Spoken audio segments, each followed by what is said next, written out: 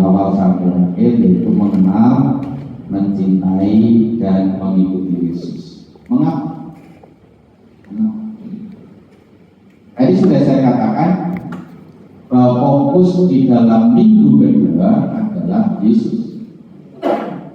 Yesus itu kan luas sekali atau mendalam sekali, sebagai guru, nabi, raja, sahabat. Nah, coba Bapak Ibu merenung sejenak, siapakah Yesus bagi Anda saat ini? Sebentar kita lihat siapa Yesus saat ini yang Anda kenal, yang Anda kenali itu Yesus yang seperti apa? Silakan.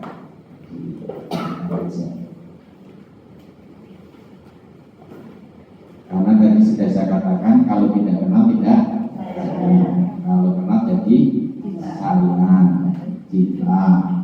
Kalau sudah mengenal, sudah mencintai, lalu ikut. Jangan belum kenal, belum cinta sudah ikut. Kata jangan ada kata ya.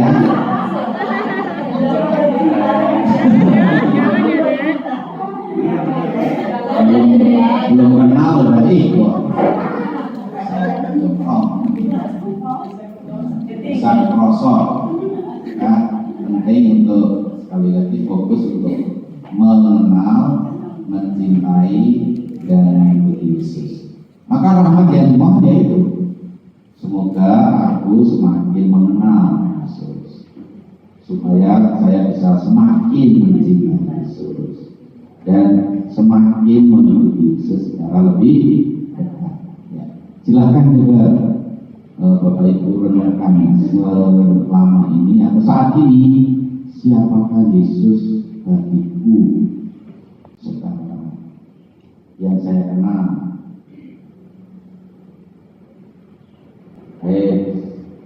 Karena saya tadi sudah nyebut-nyebut kata ya, coba silakan. Yesus adalah Tuhan dan Raja, Guru dan Nabi untuk diri saya. Oke, ada lagi. Yesus ya, Pak. Oke. Ya, sahabat.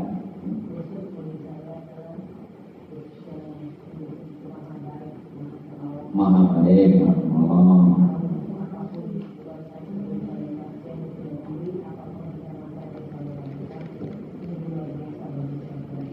Ya, ini pengalaman yang luar biasa. Ada lagi di sini. Unikan, ya. Yesus adalah andalan hidupku. Andalanku, ya. Janus. Yesus adalah guru yang baik. Guru yang ini Penyelamat. penyelamat. Dulu sama. 32 tahun saya baru dibaptis. Oh iya. Sebabnya kami enggak. Dibaptis. Setelah 32 tahun. Sudah punya anak tiga. Punya anak 3 baru dibaptis. Oh. Dan langsung dilayani. Mantap. Tadi siapa? Yesus adalah kekasih jiwa. Kasih Ya, memang segalanya sih, segalanya bagi saya. Baik, ada lagi. Jadi, menurut saya, bagaimana di dalam kitab suci Yesus berkata, akulah jalan, kebenaran dan hidup. Jadi hidup ini bagaimana berjalannya selalu mengingatkan Yesus, mengikuti ajaran Yesus selalu. Terdapat yang masuk lakukan sedikit. Apa lagi?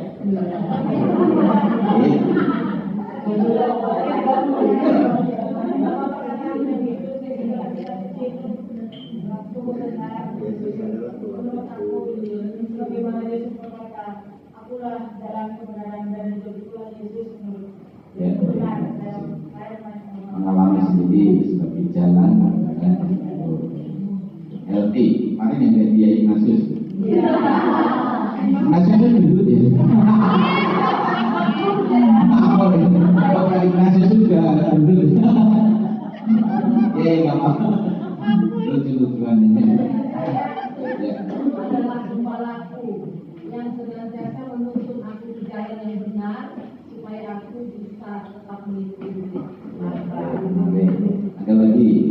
Ya. Bagi saya Yesus adalah sahabatku. Kenapa? Kalau sahabat tuh dia selalu ada dalam suka dan duka, selalu menyertai dan tempat curhatnya kita juga. Terus satu, dua, penolongku, andalanku dan Yesus adalah luar biasa. Luar biasa. Rosa.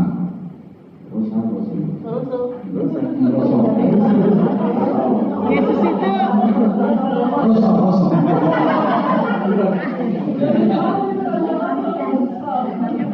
Iya, Rosa.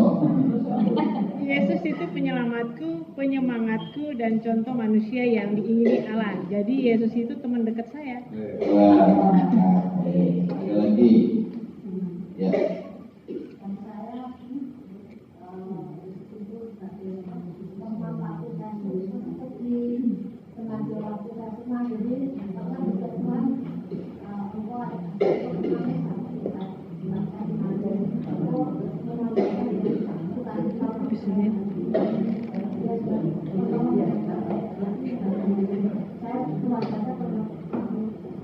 Iya, baik, terima kasih. Ada lagi?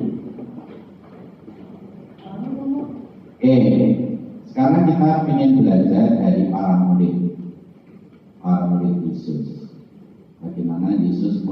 Bagaimana para murid itu mengenal Yesus. Coba buka Matius bab 16, bab 10.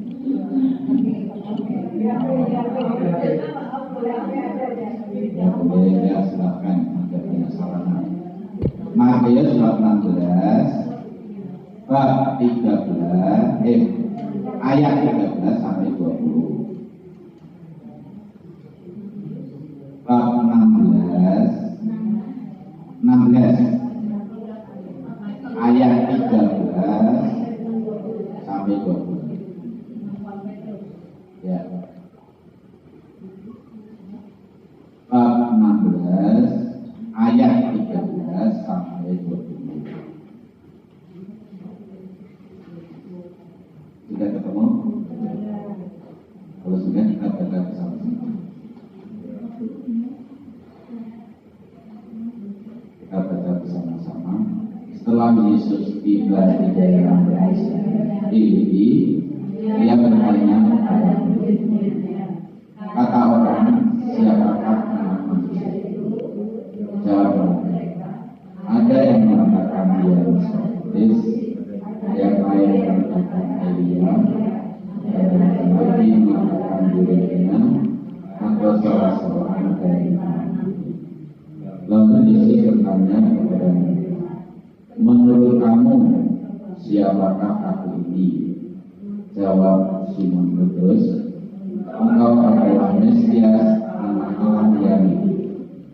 Kata Yesus kepadanya, berbahagialah engkau Simon anak Yunus, sebab bukan manusia yang menyatakan itu kepadamu, melainkan Bapakku yang di surga. Aku pun berkata kepadamu, engkau adalah Petrus, dan di atas batu karang ini aku akan mendirikan gerejaku, dan alam maut tidak akan menguasai. Kepadamu akan kuberikan kunci kerajaan surga. Apapun yang kamu berkati bumi akan berikan di surga, dan apa yang akan bumi akan terletak di surga. Lalu Yesus memerintahkan murid-muridnya supaya memberitahukan kepada siapa bahwa dia adalah Mesias. Ya, di situ kita bisa belajar dari pengalaman para murid. Yang pertama, apa pertanyaan Yesus? Siapakah? Bukan. Coba perhatikan yang pertama. Kata orang, siapakah anak manusia? Jadi Yesus mengatakan sebagai anak manusia, dan menurut orang banyak Yesus itu anak manusia itu? Itu pertanyaan menurut orang banyak. Warga itu menurut orang banyak siapa?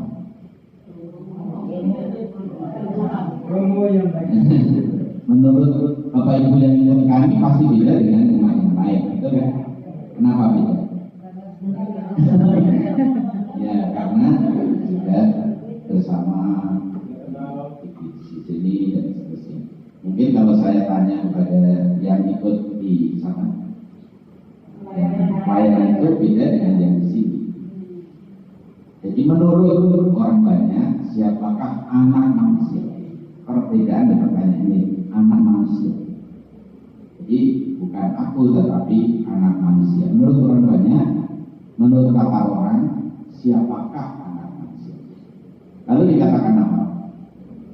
Dikatakan oleh para murid bahwa anak manusia itu Yohanes Pembaptis.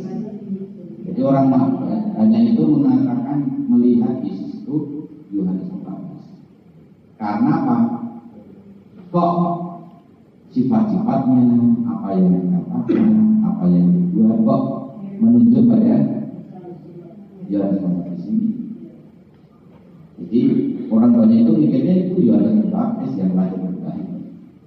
Maka ketika dikatakan bahwa Yesus adalah Yohanes Pembaptis yang lahir dari bayi, Herodes kan mengatakan bukan, dia bukan Yohanes Pembaptis. Karena Yohanes Pembaptis sudah saya penggal. Ini kan orang mengatakan Yesus itu Yohanes Pembaptis itu disanggah oleh Herodes. Lalu dikatakan Elia. Mengapa kok Elia? Elia itu nabi besar di zaman Israel, kerajaan Israel. Dia termasuk nabi yang luar biasa. Bahkan ketika meninggal dia naik ke surga. Jubahnya itu dipegang oleh Nabi Elisa. Dan Elisa memegang jubah itu, Elisa menjadi seperti Elia kalau bisa memegang jubahnya.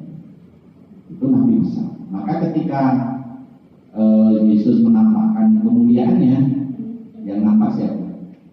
Elia dan Musa dan Elia, Nabi besar.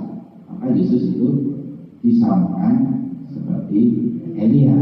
Itu kata orang banyak, bukan kata orang murid. Kemudian dikatakan lagi Yeremia. Itu juga salah satu nabi besar di antara nabi-nabi. Tapi juga dikatakan salah seorang dari para nabi. Jadi dia itu dilihat sebagai salah seorang dari para nabi. Ya di situ anak manusia yaitu Yesus dikenal oleh orang banyak, Yohanes Pembaptis, Elia, dan salah seorang dari nabi. Nah sekarang pertanyaan Yesus kepada para murid, coba lihat pertanyaannya ada perubahan apa?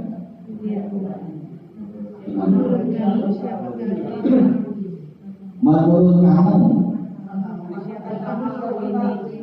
ya, siapakah aku ini? Yang tadi anak manusia sekarang diubah menjadi aku. Nah menurut teman-teman, siapakah aku ini? Kan beda dengan kalau anak petani itu siapa? Saya kan anak petani, bukan anak tukang kayu. Kalau anak tukang kayu yang jadi itu bisa kerja pribadi.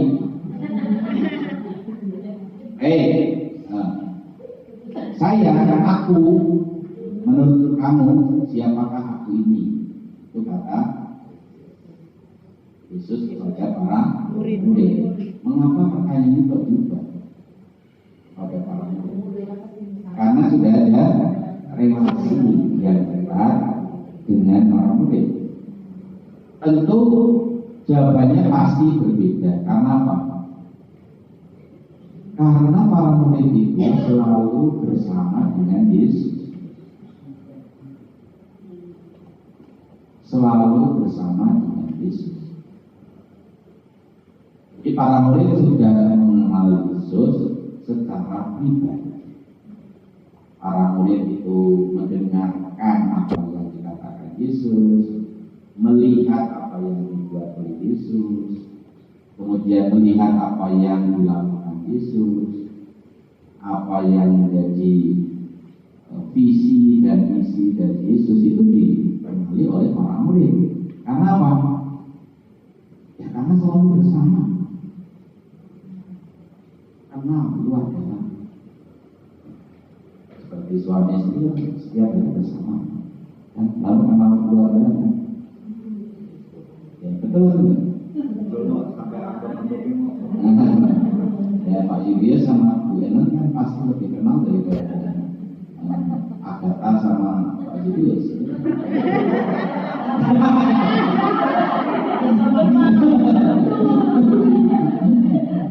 banget tuh. Yang jelas itu Bu Enen sama Pak Yubius lebih kenal daripada Agatha sama Karena apa? Karena Pak Yubius dan Bu Enen setiap hari bersama. Demikian juga Yesus setiap hari bersama dengan Yesus. Selalu mendengarkan apa yang dikatakan Yesus, apa yang dikatakan Yesus, melihat apa yang dilakukan Yesus. Nah, dengan demikian para murid itu menjawab sesuai dengan pengalaman pribadi. Jadi sesuai dengan pengalaman pribadi para murid dengan Yesus. Lalu apa jawabannya? Simon Peter menjawab, Engkau adalah Mesias, Anak Allah yang hidup. Nah, para murid diwakili oleh Simon Petrus bahwa Yesus adalah Mesias, Anak Allah yang hidup. Mengapa Matius menambahkan anak Allah ini? Kenapa tidak hanya menyampaikan Mesias? Mesias itu kan penyelamat. Nah, supaya orang tidak keliru. Dulu orang Israel itu melihat bahwa Mesias itu ya raja dunia, seperti zaman Raja Daud atau Salomo. Jadi ketika perkembangan sejarah, lalu orang Israel itu punya mimpi atau punya harapan bahwa akan datang Mesias. Gambaran Mesias ya raja yang membebaskan umat Israel dari penjajahan itu. Maka ditambahkan putra Allah yang hidup supaya tidak buruk. Jadi Mesias yang dimaksud ini menunjuk pada penyelamat, yaitu Yesus yang menghadirkan kerajaan Allah. Maka Yesus itu hadir di dunia tidak mendirikan agama, tidak mendirikan agama. Maka kalau ditanya siapa yang mendirikan agama Katolik atau mendirikan agama Kristen, bukan Yesus. Yesus tidak mendirikan agama. Nah, yang mendirikan agama Kristen itu siapa?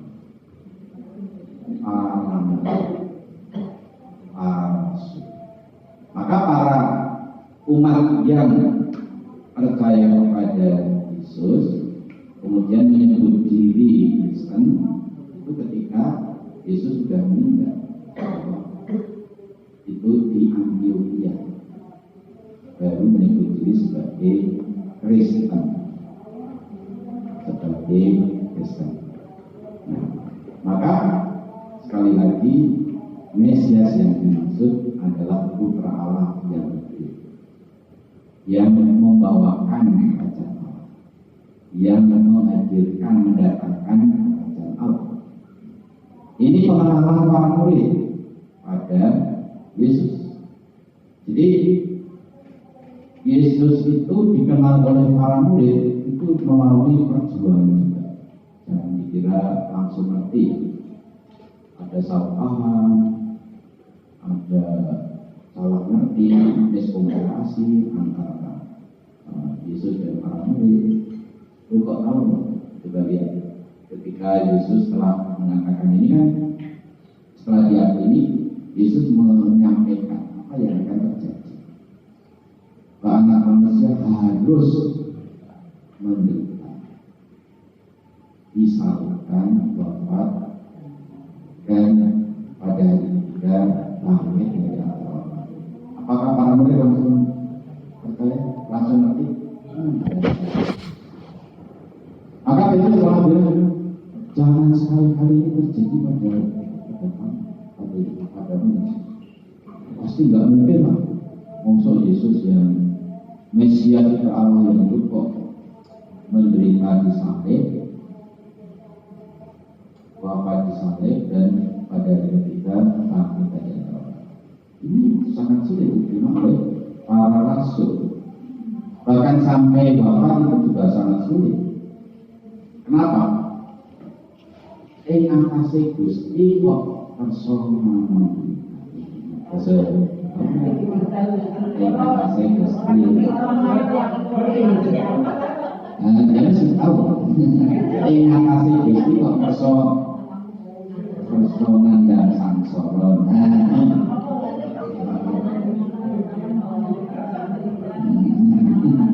Angkase Gusti kok nandang sangsara. Ini menarik, kayak ungkapan bahasa Jawa Barat. Mungkin bahasa Bangkanya juga ada ya. Sudah ngerti ya? Ya coba dikasih dulu. Kasih ya. Namanya Kristus kok bisa mengalami penderitaan?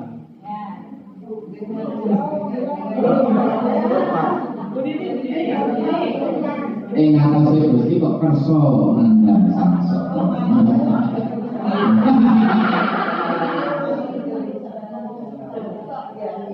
Kerso bisa.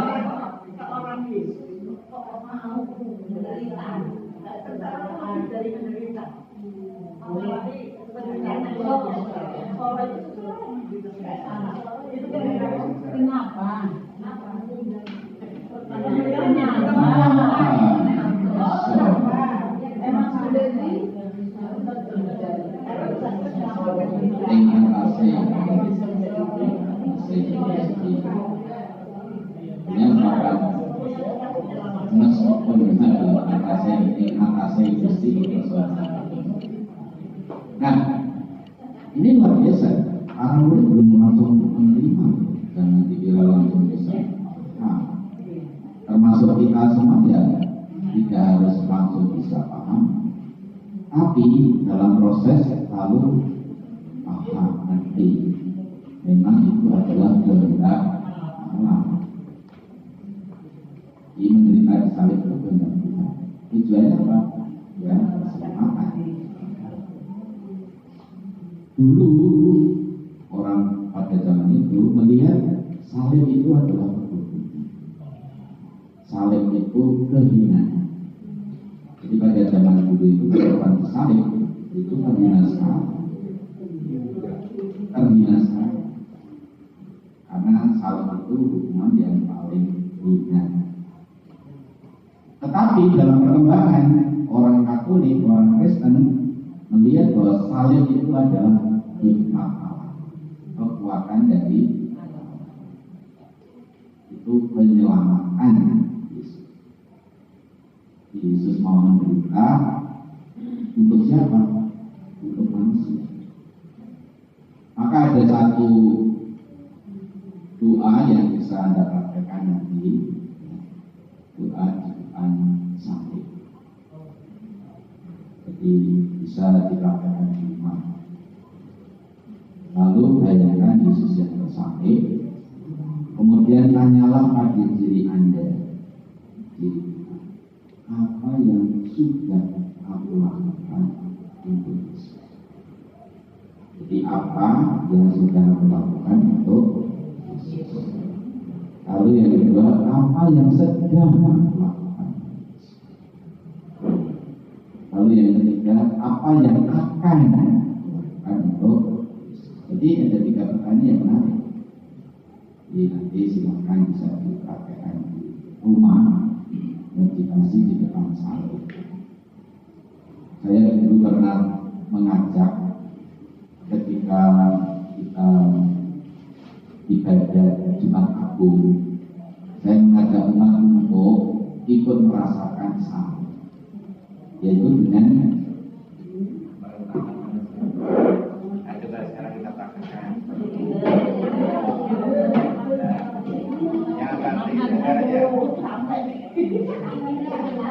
Jangan sampai tersentuh ya.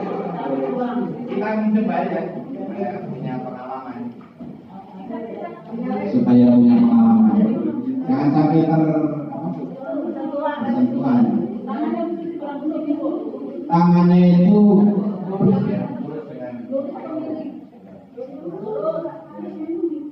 ya coba dulu. Ya, nanti saya akan kode. Sudah? Oke. Turun dulu. Sudah? Supaya tidak tersentuhan ya. Oke. Nino kalau mau ikut ya boleh. Melambangkan tangannya. Nah sekarang kita coba sebentar saya coba pejamkan mata Anda.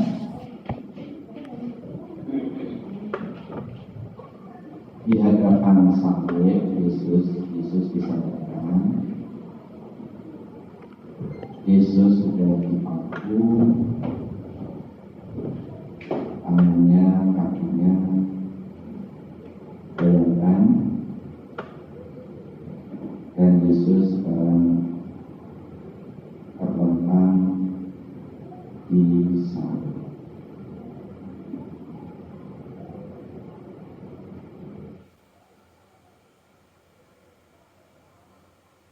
Lihatlah Yesus yang disalibkan.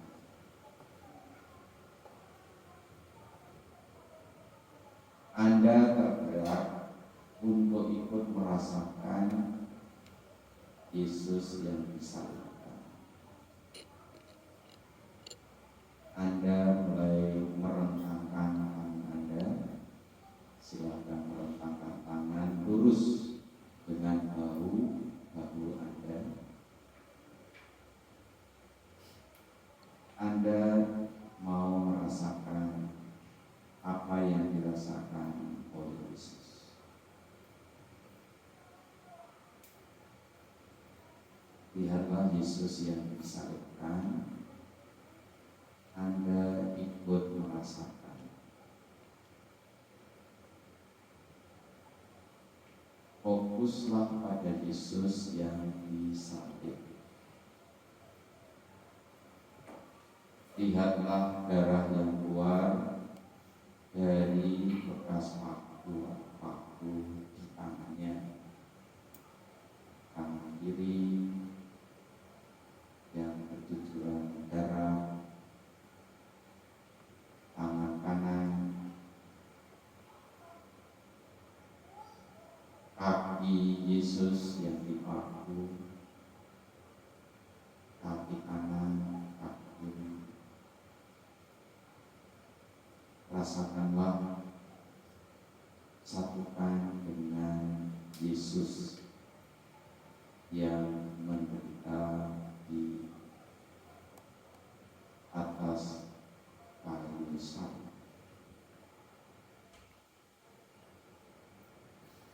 Lihatlah Yesus yang sangat menderita.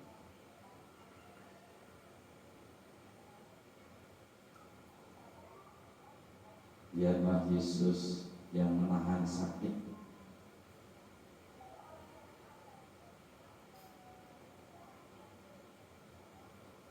Yesus yang menahan sakit luar biasa.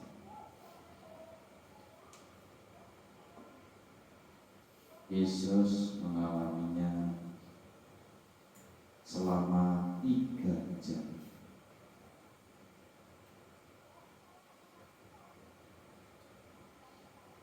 Rasakanlah penderitaan Yesus. Rasakan Yesus yang naik turun menahan sakit.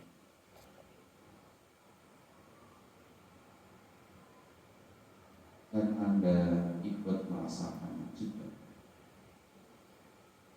Tidak hanya dalam bayang-bayang, tetapi ikut merasakan, menyatukan kesakitan dengan Yesus.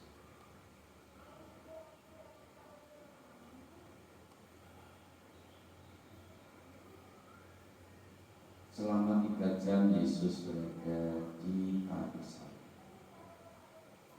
dan Anda juga ikut merasakan bebannya, merasakan kesakitan, bahkan belum sampai 10 menit, belum sampai 1 jam, Yesus 3 jam. Rasakanlah, satukanlah penderitaan itu dengan penderitaan Yesus yang disalibkan.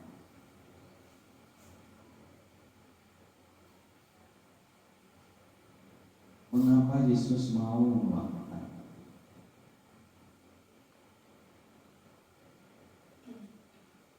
Itu semua dilakukan untukku, untuk Anda.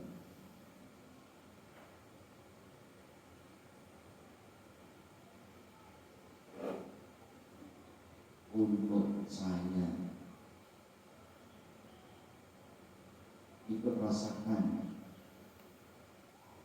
bahkan Anda tidak dipaku keluar darahnya. Ikut merasakan saja melalui merentangkan tangan Anda.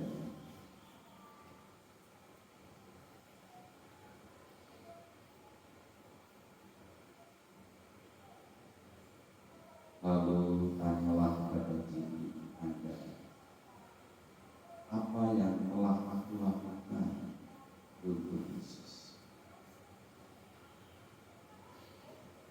Apa yang sedang aku lakukan untuk Yesus? Apa yang akan aku lakukan untuk Yesus yang sudah disalibkan untuk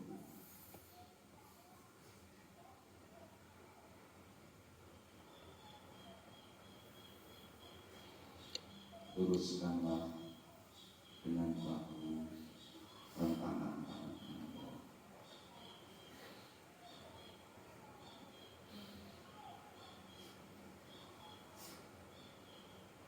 Sekarang urutkanlah rentangan tangan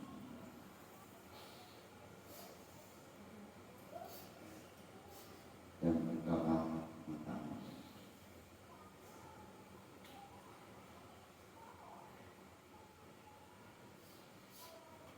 Oke, silakan kembali.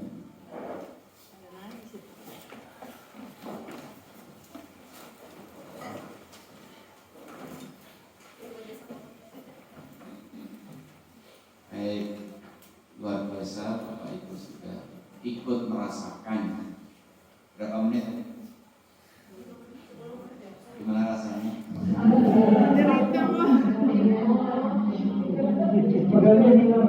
Ya, coba bayangkan Yesus 3 jam, Anda sampai 10 menit, 5 menit atau 7 menit. Tapi ikut merasakan itu menjadi satu poin penting. Maka nanti kalau masuk pemilu ketiga itu menyatukan dengan serta Yesus, dan Yesus melakukan itu untuk siapa?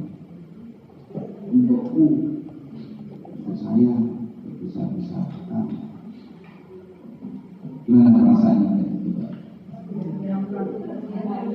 Ada yang sampai menangis? Nggak tahan? Apa?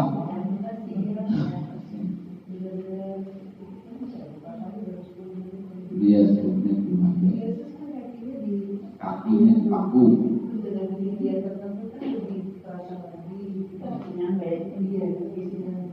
Oke, berarti pengalaman.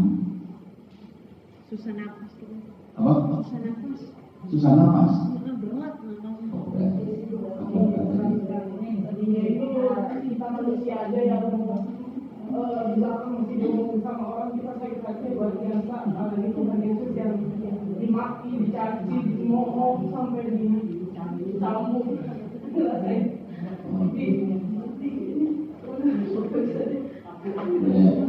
Makanya dingin gak sakit hati lagi.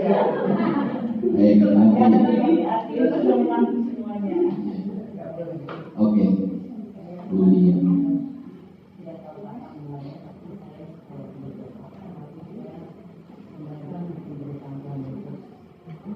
Ya.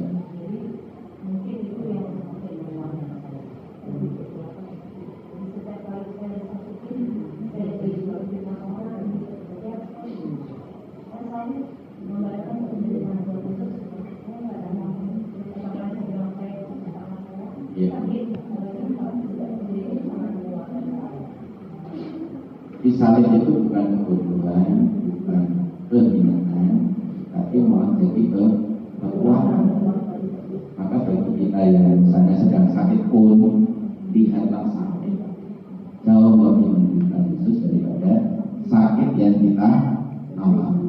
Sakit sedikit saja dan mengeluh. Ketika sakit, lihatlah Yesus yang disalib. Ada lagi Susi.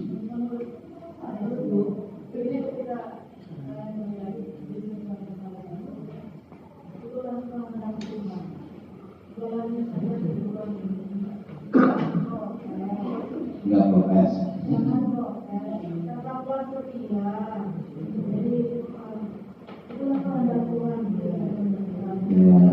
Ya, baik, terima kasih. Ada lagi.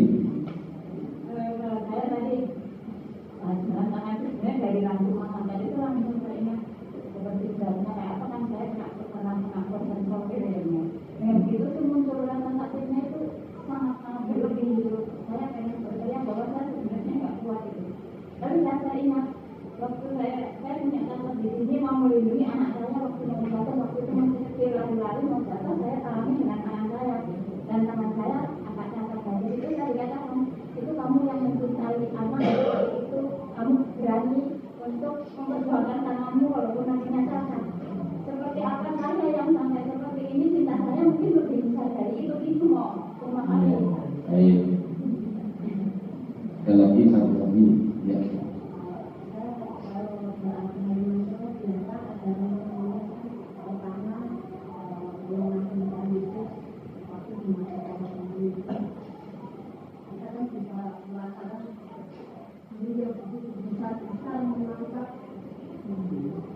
Oh iya, tadi masih ada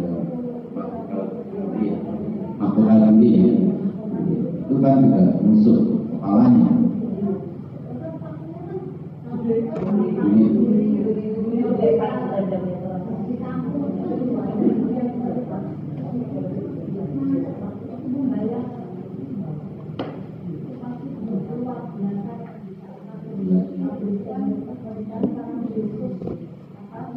tidak percaya kalau aku tidak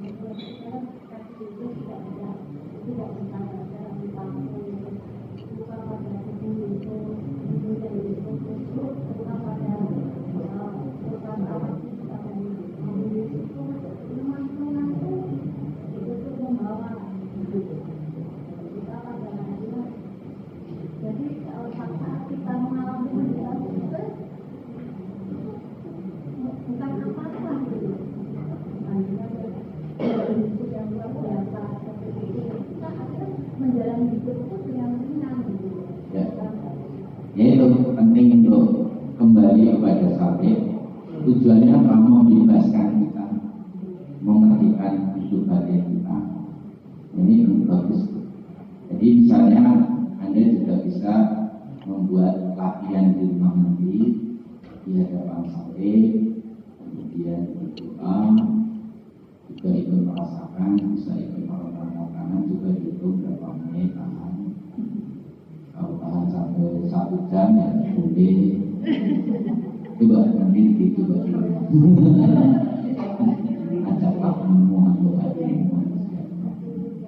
untuk ikut merasakan betapa penderitaan Yesus dibanding dengan penderitaan kita, dan itu belum apa-apa.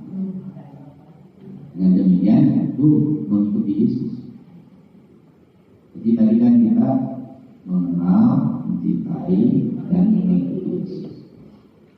Mengikuti Yesus itu bukan berarti meniru Yesus, bukan. Meniru Yesus nggak mungkin. Kamu disampaikan, dipaku, no.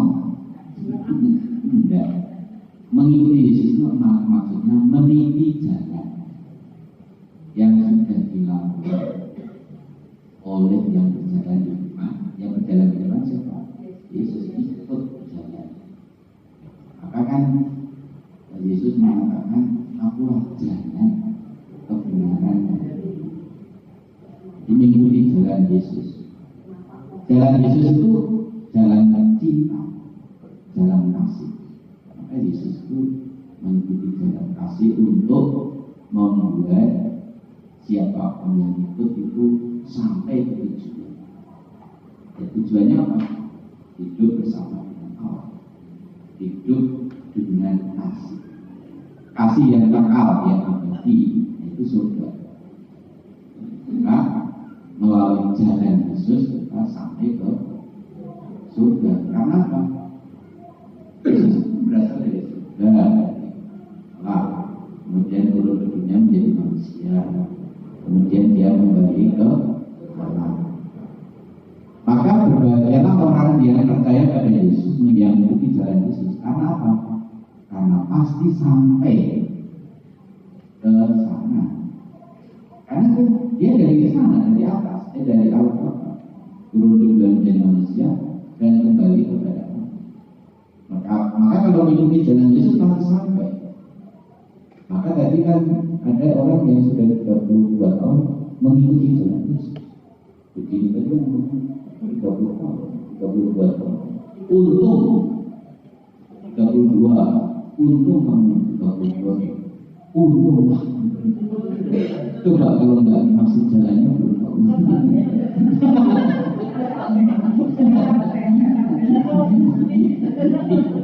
Oke, nggak ketemu sama Bu Elvina gitu. 30 tahun, 32 tahun. Maka untung bahwa kita itu mengikuti jalan Yesus. Karena melalui jalan Yesus itu pasti sampai. Karena kalau tidak melalui jalan Yesus kan, ya tidak tahu. Karena kan beda. Kalau Yesus kan memang berasal dari Allah, menjelma menjadi manusia dan kembali kepada Allah. Dan kita ikut jalan Yesus. Pasti sampai kan? Karena Yesus biasa. Tidak nyasar. Tidak nyasar sampai berapa jam muter-muter. Satu setengah jam. Belaso. Jakarta Semarang 5 jam. Kalau lebih dulu sampainya saya dari orang yang belaso. Ya, jangan sampai belaso. Maka ikutilah jalan Yesus, tidak akan kesasar. Jalan Yesus itu adalah jalan cinta, jalan kasih. Maka ya ikuti jalan kasih. Jalan saleh itu jalan kebangkitan. Jadi saleh dan kebangkitan itu tidak bisa dipisahkan. Maka kalau ikut Yesus itu berarti mengikuti jalan saleh untuk bisa mendapatkan jalan. Jadi sederhana saja. Oleh karena itu kita sekali lagi dalam minggu kedua itu fokusnya mengenal,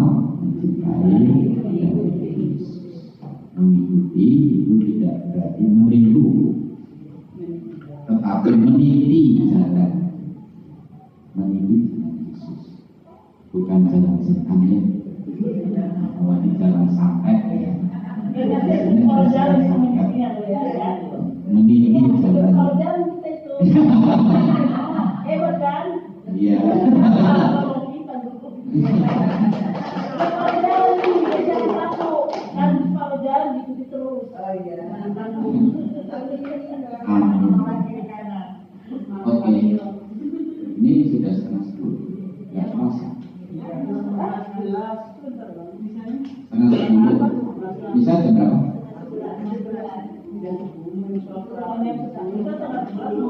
Oh bisa setengah 11. Bisa lanjut.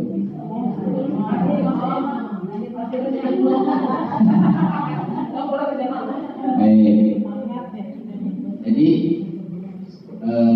kalau tadi fokusnya Yesus, berarti kita juga perlu tahu apa sih visi dari Yesus, misinya apa. Nah, ini penting untuk menjadi visi kita juga. Nanti dalam konteks kita berproses untuk mengikuti Yesus, itu kan juga butuh Yesus itu punya visi apa sih?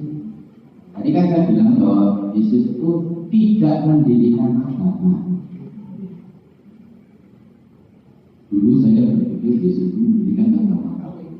Dulu, waktu SD, waktu belajar SMP. Dulu saya kan belajar katekumen itu kelas 6 SD.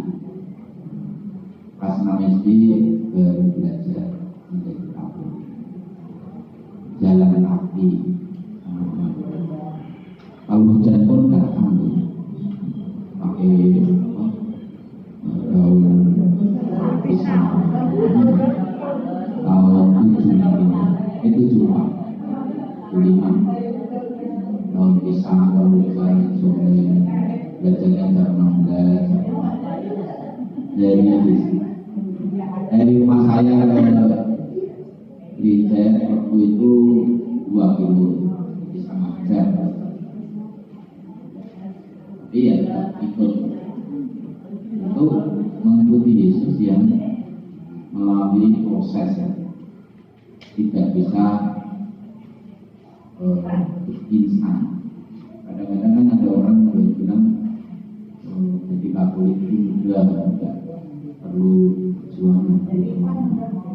Iya, tidak meletakkan sabda ya. Nah, visi Yesus itu apa? Visi Yesus itu apa?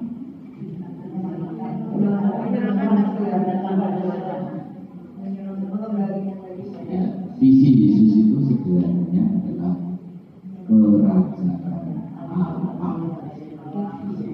Visi itu mudah diingat dan itu visi Yesus. Jadi visi Yesus itu kerajaan Allah. Apa artinya kerajaan? Allah yang raja, bukan manusia yang raja, tapi Allah yang raja. Allah yang raja. Maka Yesus ketika menjelaskan mengenai kerajaan Allah itu melalui perumpamaan. Seperti kemarin, perumpamaannya apa? Seorang tuan yang bekerja, kemudian memanggil hamba-hambanya, kemudian yang pertama diberi 5 harta, 2 dan 1. Itu kan soal pengurahan hati. Raja Allah yang raja. Lalu misinya apa? Atau visinya raja Allah. Visinya, misinya menyelamatkan. Misinya itu mendatangkan raja Allah, menghadirkan raja Allah. Jadi sebenarnya visinya itu raja Allah, misinya mendatangkan raja Allah. Caranya bagaimana? Mendatangkan raja Allah dengan sabda dan Jadi Yesus itu mendatangkan kerajaan dengan dua, sabda dan karya. Jadi tidak hanya sabda tapi juga ada karya. Maka setiap kali Yesus melihat ada orang sakit, ada orang kerasukan setan, ada orang yang mati bahkan, orang mati dibangkitkan, orang yang sakit disembuhkan, orang yang kerasukan setan diusir setannya. Itu kan karya, mendatangkan kerajaan, mengusir setan, membangkitkan orang yang mati. Pemuda Kain itu, pemuda dari Kain itu sudah disebutkan. Lalu Lazarus sudah mati berapa hari? Dibangkitkan. Kan luar biasa. Jadi karya Yesus itu menunjukkan kedatangan kerajaan Allah. Yesus itu sendiri adalah kerajaan Allah. Itu menunjukkan. Melalui sabda Yesus menyampaikan visinya atau melaksanakan misi melalui sabda. Misalnya sabda bahagia yang diberikan Yesus di ini, berbahagialah orang yang miskin di hadapan Allah, karena Allah yang mempunyai kerajaan Allah. Berbahagialah orang yang lembut hati, berbahagialah orang yang murah hati, berbahagialah orang yang memperjuangkan kebenaran. Ini sabda bahagia ini dihayati oleh Mahatma Gandhi, meskipun dia bukan orang Katolik. Dan melalui sabda bahagia ini Mahatma Gandhi berjuang untuk kemerdekaan India. Ini luar biasa. Jadi Mahatma Gandhi kan dia memerdekakan, tokoh yang memerdekakan India, termasuk kalau kita itu Soekarno. Jadi penting kita untuk mengenali visi dan misi dari Yesus. Dan ini silakan nanti diperdalam di rumah sendiri-sendiri. Visinya kerajaan Allah, misinya mendatangkan, menghadirkan kerajaan Allah. Melalui apa? Sabda dan karya. Pintar semua.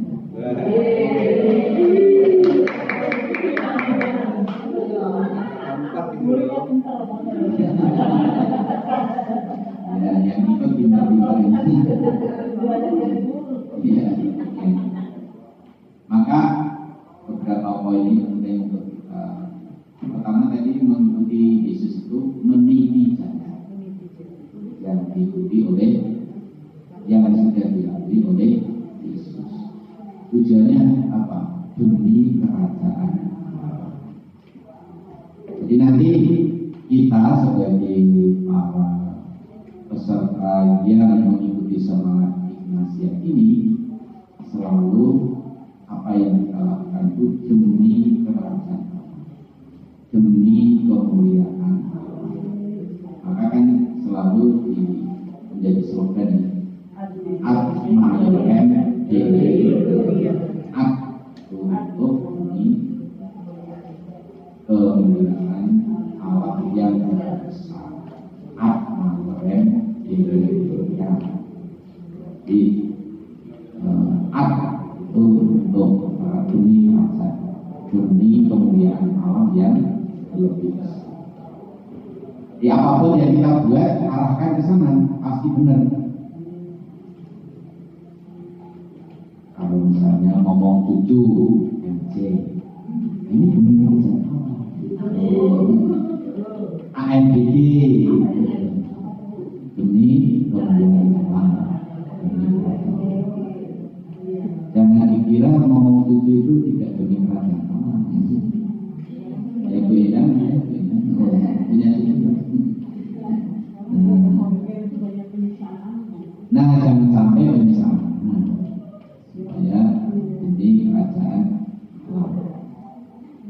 masak, yaitu masak. Itu demi kerajaan, demi kemuliaan Allah yang lebih. Jadi motivasi kita itu ke sana. Ya demi kemuliaan Allah. Karena yang lain dapat kenyang.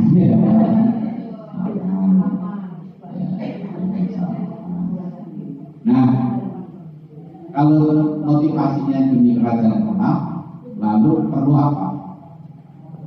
Perlu komitmen. Jadi tidak hanya wah ini untuk kerajaan Allah, tapi nggak ada komitmennya ya. Jadi perlu komitmen. Komitmennya apa? Melakukan hal yang memuliakan tujuan hidup manusia. Manusia diciptakan untuk memuji, memberkati, dan mengabdi Allah. Dan dengan demikian menyelamatkan jiwa. Pegang itu dan selalu arahkan seluruh keputusan, seluruh komitmen ke sana. Jadi kita selalu menghayati asas dan dasar. Maka itu akan sangat meringankan, membebaskan kemerdekaan batin itu akan. Yang demikian lalu tidak elak-elak, terus komitmen dari. Kalau ada yang berusaha mengelakkan, saya tidak ikut. Jadi tidak bilang-bilang. Ya nggak usah. Ya udah begini. Setelah 33 tahun lalu masuk ke sini kan tidak kelak-kelak lagi ya. Terus. Jadi komitmen pada itu mengikuti Yesus ya tidak kelak-kelak lagi. Karena kalau Yesus itu masih kelak-kelak, rugi sendiri. Maka tolong nanti ikut menyemangati orang yang masih kelak-kelak itu ya. Jangan sampai meninggalkan.